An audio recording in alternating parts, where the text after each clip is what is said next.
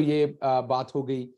उसके साथ-साथ मैं आपको ये भी बताना चाह रहा हूँ कि एक साहब जो थे जो शायद गोलियाँ-शोलियाँ चला रहे थे और गोलियाँ-शोलियाँ चलाने पर भी वो कह रहे थे कि बस डट जाएगा, मौला जट बन जाएगा, जितनी मर्ज़ी गोलियाँ चल जाएँ। वो उन्होंने तो बाकायदा वहाँ तकरीर दे मारी। वो वैसे बता रहे थे लोगों को कि बड़ी मजबूरी है।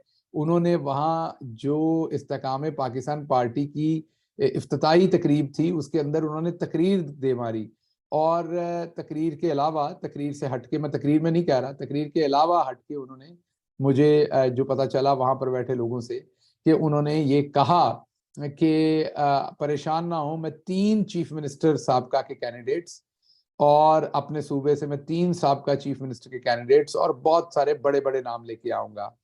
और काफ़ी सारे वादे-वईद किए। मेरे लिए हैरानी की बात ये थी कि वो जो है वो एक तरफ तो कह रहे थे बड़ी मजबूरी है, बड़ा पुराना रिलेशनशिप है, मैं बड़ा मजबूर होके जा रहा हूँ। लोगों को टेलीफ़ोन करके भी उन्होंने बहुत सारे एंकर्स को कहा कि मेरे खिलाफ खबरें लग रही हैं, मेरे खिलाफ चीज़ें हो रही हैं। अभी तो जनाब आपके खिलाफ कुछ नहीं हुआ यकीन कीजिए।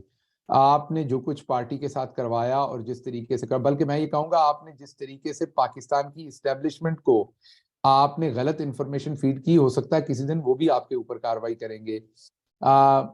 मुझे सिर्फ़ अपनी ज़ात की हद तक मैं अगर बता दूँ कि आप किस कदर झूठ बोलते रहे और आपने किस कदर गुमराह किया सब लोगों को और किस कदर इमरान खान साहब का ओवरऑल इमेज आपने कई जगहों पर जो है वो उसको नुकसान पहुँचाने की कोशिश की। मुझे तो किया ही किया। मैं शायद वैसे भी पकड़ा जाता लेकिन आपकी मेहरबानी की वज़ह से मैं ज़रूर पकड़ा गया और तशद्दुद की इंटेंसिटी भी ज़्यादा थी मेरे ऊपर क्योंकि आपने बहुत सारे झूठ बोले हुए थे सिर्फ़ अपने आप को बेचने के लिए। तो बुनियादी तौर